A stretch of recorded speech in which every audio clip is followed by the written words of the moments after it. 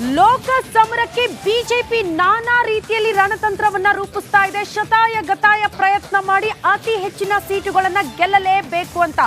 ಆ ಕಾರಣಕ್ಕೆ ದಳ ಬಿಜೆಪಿ ರಾಜ್ಯದಲ್ಲಿ ಮೈತ್ರಿ ಮಾಡಿಕೊಂಡು ಈಗ ಯಾವ್ಯಾವ ಕ್ಷೇತ್ರದಲ್ಲಿ ಯಾವ್ಯಾವ ಅಭ್ಯರ್ಥಿಯನ್ನ ಕಣಕ್ಕಿಳಿಸಬೇಕು ಅನ್ನೋ ಚರ್ಚೆಗಳಾಗ್ತಾ ಇತ್ತು. ಬಟ್ ಇದರ ಬೆನ್ನಿಗೆ ಬಿಜೆಪಿಯ ಚಾಣಕ್ಯ ಅಮಿತ್ ಶಾ ಅವರು ಮೈಸೂರಿಗೆ ಎಂಟ್ರಿ ಕೊಟ್ಟ ಬಳಿಕ ಕಾಂಗ್ರೆಸ್ ಪಾಳ್ಯದಲ್ಲಿ ಢವಢವ ಶುರುವಾಗಿದೆ ಅನ್ನೋದ್ರ ಡೀಟೇಲ್ ಸಿಗ್ತಾ ಇದೆ. ಅಮಿತ್ ಶಾ ರಣತಂತ್ರಕ್ಕೆ ಬೆಚ್ಚಿ ಬಿದ್ದಿದೆ ಕಾಂಗ್ರೆಸ್ ಪಡೆ. ಸಿಎಂ ತವರಿನಿಂದಲೇ ಚಾಣಕ್ಯ ಚುನಾವಣಾ ತಯಾರಿ ಮಾಡ್ತಿದ್ದಾರೆ. ಜೆಡಿಎಸ್ ಬಿಜೆಪಿ ಮೈತ್ರಿ ಮಾಡಿ ಕ್ಷೇತ್ರಗಳ ವಿಂಗಡಣೆಗೆ ತಯಾರಿಗಳಾಗ್ತಾ ಇದೆ. ಒಕ್ಕಲಿಗರ ಕೋಟೆಯಲ್ಲಿ ಬಿಜೆಪಿ ಅರಳಿಸಲೇಬೇಕು ಅನ್ನುವಂತ master plan BJP Chanakya Amit Shah ಅವರಿಂದ. ಮಂಡ್ಯ ಲೋಕಸಭಾ ಕ್ಷೇತ್ರ ಬಿಜೆಪಿಗೆ ಬಿಟ್ಟು ಕೊಡಿ ಎಂಬ ಚಿಂತನೆ ಆಗ್ತಾ ಇದೆ ಅನ್ನೋದ್ರ ಡೀಟೇಲ್ ಸಿಗ್ತಾ ಇದೆ. ಮಂಡ್ಯ ತೀವ್ರ ಕುತೂಹಲವನ್ನ ಕೆರಳಿಸಿರುವಂತಹ ಕ್ಷೇತ್ರ. ಮೈತ್ರಿಯ ವಿಚಾರಕ್ಕೆ ಸಂಬಂಧಪಟ್ಟಂತೆ ಮತ್ತೊಂದು ಅಪ್ಡೇಟ್ ಲಭ್ಯವಾಗ್ತಾ ಇದೆ. ಮಂಡ್ಯ ನಮಗೆ ಬೇಕು ಅಂತ ಜೆಡಿಎಸ್ ಕೂಡ ಪಟ್ಟು ಹಿಡಿದಿದೆ. ಆದ್ರೆ ಜೆಡಿಎಸ್ಗೆ ಮೈಸೂರು ಕೊಡಗು ಕೊಡುವಂತ ಪ್ಲಾನ್ ಬಿಜೆಪಿಯದ್ದು. ಮಂಡ್ಯ ಬಿಜೆಪಿಗೆ ಕೊಟ್ಟರೆ ಮೈಸೂರಿನಿಂದ ಜೆಡಿಎಸ್ ಅಭ್ಯರ್ಥಿ ಕಣದಲ್ಲಿರ್ತಾರೆ ಅನ್ನೋದು ಬಹಳ ಸ್ಪಷ್ಟವಾಗ್ತಾ ಇದೆ. ಪ್ರತಾಪ್ ಸಿಂಹ ಹಾಗಾದ್ರೆ ಏನ್ ಮಾಡ್ತಾರೆ? ಅವರನ್ನ ಮಾಜಿ ಮಾಡೋದಕ್ಕೆ ಹೊರಟಿದೆ ಬಿಜೆಪಿ ಹೈಕಮಾಂಡ್. ಪ್ರತಾಪ್ ಸಿಂಹನ ಕಾರ್ಯವೈಖರಿಯ ಬಗ್ಗೆ ಹೈಕಮಾಂಡ್ ಅಸಮಾಧಾನ ವ್ಯಕ್ತಪಡಿಸಿದೆ. ಅಮಿತ್ ಶಾ ನಿರ್ಧಾರ ಖಚಿತವಾದ್ರೆ ಪ್ರತಾಪ್ ಔಟ್, ಸುಮಲತಾ ಇನ್ ಅನ್ನುವಂತಹ ವಿಚಾರ ಡೀಟೇಲ್ಸ್ ಸಿಗ್ತಾ ಇರೋದು. ಮಂಡ್ಯದಿಂದ ಸುಮಲತಾ ಅವರಿಗೆ ಟಿಕೆಟ್ ನೀಡುವ ಬಗ್ಗೆ ಬಿಜೆಪಿ ಸಕಾರಾತ್ಮಕ ಪ್ರತಿಕ್ರಿಯೆಗಳನ್ನ ನೀಡ್ತಾ ಇದೆ. ಜೆಡಿಎಸ್ ಮೂಲದಿಂದಲೇ ರಿಪಬ್ಲಿಕನ್ಗೆ ಸಿಕ್ಕಿರುವಂತ ಮಾಹಿತಿ ಇದು. ಕುಮಾರಸ್ವಾಮಿ ಮೈಸೂರು ಮತ್ತು ಮಂಡ್ಯ ಕ್ಷೇತ್ರ ಎರಡನ್ನೂ ಕೇಳ್ತಿದ್ದಾರೆ. ಆದ್ರೆ ಬಿಜೆಪಿ ಅದರಲ್ಲಿ ಒಂದನ್ನ ಕೊಡೋದಕ್ಕೆ ಚಿಂತನೆ ಮಾಡ್ತಾ ಇದೆ. ಅದು ಮೈಸೂರು ಲೋಕಸಭಾ ಕ್ಷೇತ್ರವನ್ನ ಬಿಟ್ಟು ಕೊಡುವಂತ ಪ್ಲಾನ್ ಬಿಜೆಪಿಯದ್ದು. ಅಲ್ಲಿಗೆ ಪ್ರತಾಪ್ ಸಿಂಹ ಅವ್ರನ್ನ ಮಾಜಿ ಮಾಡೋದಕ್ಕೆ ಬಿಜೆಪಿ ಹೈಕಮಾಂಡ್ ಪ್ಲಾನ್ ರೂಪಿಸಿಕೊಂಡಿದೆ. ಬಿಜೆಪಿಯ ಚಾಣಕ್ಯ ಅಮಿತ್ ಶಾ ಅವರು ಬಂದಂತ ಸಂದರ್ಭದಲ್ಲಿ ಈ ಎಲ್ಲಾ ವಿಚಾರಗಳು ಚರ್ಚೆ ಆಗಿರೋದು.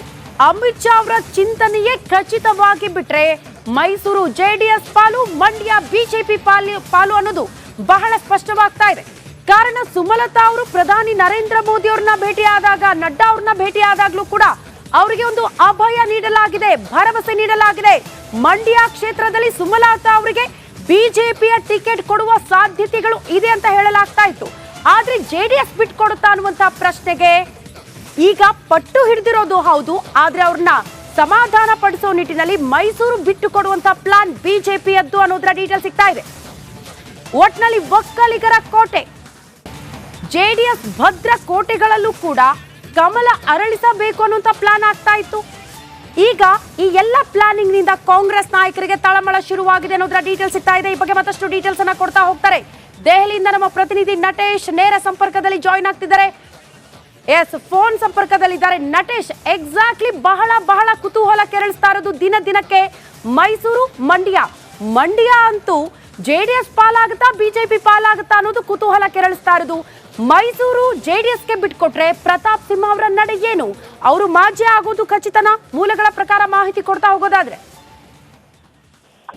ಎಸ್ ಶ್ರುತಿ, ಮೈಸೂರಿನಲ್ಲಿ ಇದೀಗ ಲೋಕ ಸಂಗ್ರಾಮಕ್ಕೆ ಅಖಾಡ ರೆಡಿಯಾಗಿದೆ ಅಂತಾನೆ ಹೇಳ್ಬೋದು. ಯಾಕಂದ್ರೆ ನಿನ್ನೆ ಅಷ್ಟೇ ಅಮಿತ್ ಶಾ ಏನು ಮೈಸೂರಿಗೆ ಭೇಟಿ ನೀಡಿದ್ರು.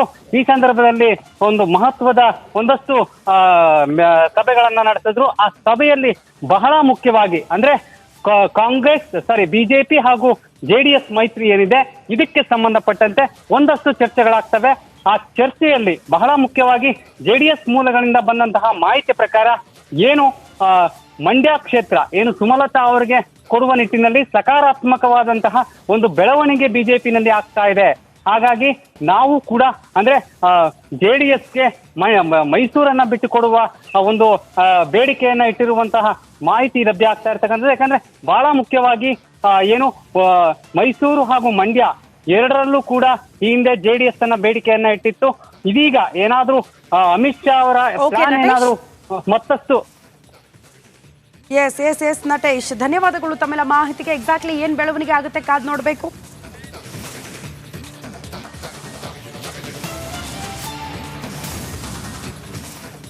ನೋಡಿ, ರಾಜ್ಯಪಾಲರು ಮಾತನಾಡ್ತಿದ್ದಾರೆ. ಅಧಿವೇಶನ ಇವತ್ತಿನಿಂದ ಪ್ರಾರಂಭ ಆಗ್ತಾ ಇರೋದ್ರಿಂದ ಏನ್ ಮಾತನಾಡ್ತಿದ್ದಾರೆ ಇವತ್ತು ಆಗಲಿರುವ ನಾಯಕರಿಗೆ ನಮನ ಸಲ್ಲಿಸಲಾಗುತ್ತೆ. ಜೊತೆಗೆ ಸರ್ಕಾರದ ಸಾಧನೆಗಳ ಪ್ರಸ್ತಾಪ ಆಗುತ್ತೆ. ಬನ್ನಿ ನೋಡ್ಕೊಂಡು ಬರೋಣ.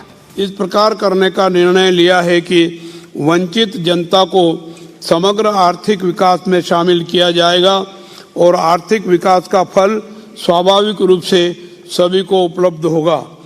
गारंटी योजनाएं इस संबंध में एक शुरुआत मात्र है।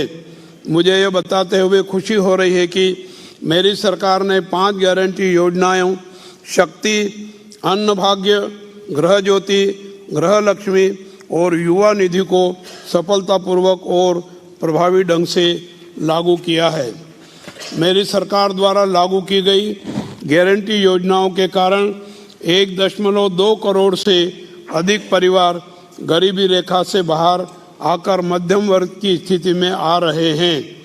यह एक वैश्विक रिकॉर्ड है कि मेरी सरकार के एक निर्णय से प्रदेश के 5 करोड़ से अधिक लोग मध्यम वर्ग की स्थिति में आ जाएंगे। मेरी सरकार गारंटी योजनाओं के माध्यम से अप्रत्यक्ष रूप से लोगों के जीवन में महत्वपूर्ण बदलाव देख रही है। हमारे राज्य में सूखे की स्थिति के बावजूद किसानों की आत्महत्या के मामले पिछले साल से कम हैं। मेरी सरकार इस विश्वास के साथ काम कर रही है कि किसी भी व्यक्ति के लिए किसी भी कारण से आत्महत्या करना उचित नहीं है। मेरी सरकार एक भविष्योन्मुखी सरकार है। हमारी सभी परियोजनाओं का उद्देश्य भविष्य में इस राज्य के सभी लोगों के लिए संतुष्टि और शांति लाना है। हमने अपनी नीतियों में नव प्रवर्तन को अपनाया है। अर्थव्यवस्था की रीढ़ कृषि, उद्योग और सेवा क्षेत्रों में नई आकांक्षाएं पैदा करने, रोजगार के अवसर बढ़ाने और जीवन सुरक्षा प्रदान करने के लिए मेरी सरकार द्वारा सभी आवश्यक कदम उठाए गए हैं। प्रौद्योगिकी में नए नवाचार लोगों के जीवन के सभी पहलुओं पर कब्जा कर रहे हैं और नए अवसर पैदा कर रहे हैं। हम अपने युवाओं को इन अवसरों को अपनाने और उद्यमिता विकसित करने के लिए तैयार करने हेतु एक नई शिक्षा नीति तैयार कर रहे हैं। कर्नाटक की राज्य शिक्षा नीति शिक्षा प्रदान करने की नई संभावनाओं को खोलेगी, जो राज्य द्वारा पहले ही हासिल की गई शैक्षिक प्रगति के साथ वर्तमान और भविष्य की जरूरतों को पूरा करेगी। सरकार ने शिक्षा के क्षेत्र में कमियों को दूर करने और वक्त के अनुसार जरूरतों को पुनर्गठन करने की आवश्यकता को महसूस किया है। राज्य की शिक्षा नीति इस संबंध में देश को नई दिशा दिखाएगी। जन केंद्रित और विकास समर्थक मेरी सरकार ने अपने गठन के केवल 8 महीने में उल्लेखनीय उपलब्धियां हासिल की है। राष्ट्रकवि श्री कुवेंपु की सर्व जनांगदा शांतिया थोटा की आकांक्षा और राज्य का सर्वांगीण विकास मेरी सरकार का आदर्श वाक्य है। यह जानकर हमें गर्व है कि इन दोनों मिशनों को इस 8 महीने के प्रशासन में प्रभावी ढंग से लागू किया गया है। ये योजनाएं किसी भी जाति, क्षेत्र और धर्म के भेदभाव के बिना, किसी भी मध्यवर्तियों के हस्तक्षेप के बिना सीधे राज्य के सभी प्रकार के पात्र लोगों तक पहुंच रही है। मेरी सरकार द्वारा यूनिवर्सल बेसिक इनकम को बिना शब्दों में कहे अक्षर से लागू कर रही है, जिससे लोगों को काफ़ी राहत मिल रही है।